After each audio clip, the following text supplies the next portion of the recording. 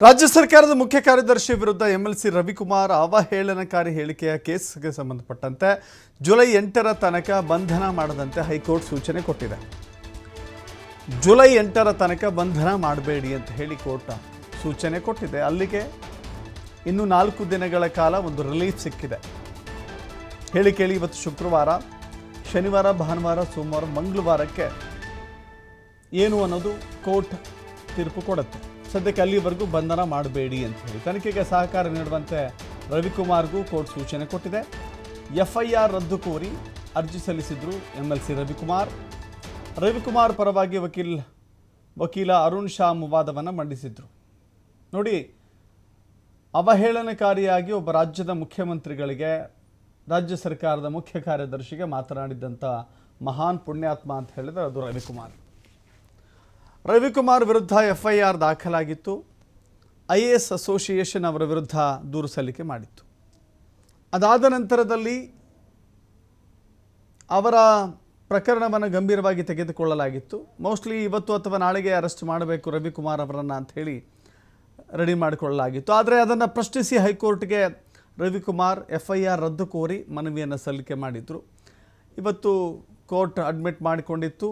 ಅದನ್ನು ವಿಚಾರಣೆಗೊಳಪಡಿಸಿದ ನಂತರದಲ್ಲಿ ಇನ್ನು 4 ದಿನಗಳ ಕಾಲ ಅರೆಸ್ಟ್ ಮಾಡಬೇಡಿ ಅಂತ ಹೇಳಿ ಸದ್ಯಕ್ಕೆ ಸರ್ಕಾರಕ್ಕೆ ಸೂಚನೆಯನ್ನು ಕೊಟ್ಟಿದೆ. ಪೊಲೀಸರಿಗೆ ಸೂಚನೆಯನ್ನು ಕೊಟ್ಟಿದ್ದಾರೆ. ಅದಾದ ನಂತರದಲ್ಲಿ ಯಾವೆಲ್ಲ ಬೆಳವಣಿಗೆಗಳು ನಡೆಯುತ್ತೆ ಅನ್ನೋದನ್ನು ಕಾದು ನೋಡಬೇಕಾಗಿದೆ.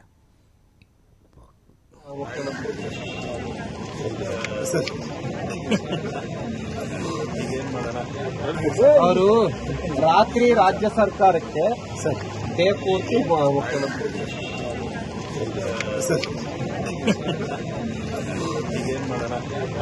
ಅವರು ರಾತ್ರಿ ರಾಜ್ಯ ಸರ್ಕಾರಕ್ಕೆ ಡೇ ಪೂರ್ತಿ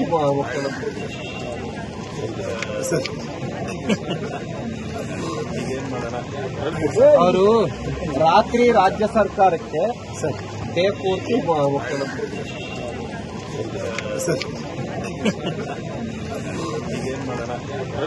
ಅವರು ರಾತ್ರಿ ರಾಜ್ಯ ಸರ್ಕಾರ.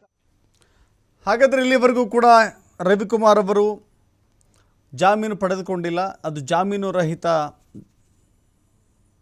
ಎಫ್ಐಆರ್ ಆಗಿರೋದ್ರಿಂದ ಜಾಮೀನು ತೆಗೆದುಕೊಳ್ಳಕ್ಕೆ ಆಗೋದಿಲ್ಲ ಅವರಿಗೆ ಸದ್ಯಕ್ಕೆ. ಹೀಗಾಗಿ ಕೋರ್ಟ್ ಮೊರೆಗೆ ಹೋಗಿ ಕೋರ್ಟ್ನ ರಕ್ಷಣೆಯನ್ನು ಪಡೆದುಕೊಳ್ಳುವ ನಿಟ್ಟಿನಲ್ಲಿ ರವಿಕುಮಾರ್ ಪ್ರಯತ್ನ ಮಾಡಿದರು. ಅದರ ಭಾಗವಾಗಿ ಎಫ್ಐಆರ್ ರದ್ದು ಕೋರಿ ಮನವಿಯನ್ನು ಸಲ್ಲಿಕೆ ಮಾಡಿದರು. ಪರಸ್ಪರ ವಾದ ಮತ್ತು ಪ್ರತಿವಾದವನ್ನು ಆಲಿಸಿರುವಂಥ ಕೋರ್ಟ್ ಸದ್ಯಕ್ಕೆ ಯಾವ ತೀರ್ಪನ್ನು ಕೂಡ ಕೊಟ್ಟಿಲ್ಲ. ಬಟ್ 4 ದಿನಗಳ ಕಾಲ ಬಂಧನ ಮಾಡಬೇಡಿ ಅಂತ ಹೇಳಿದ್ದಾರೆ.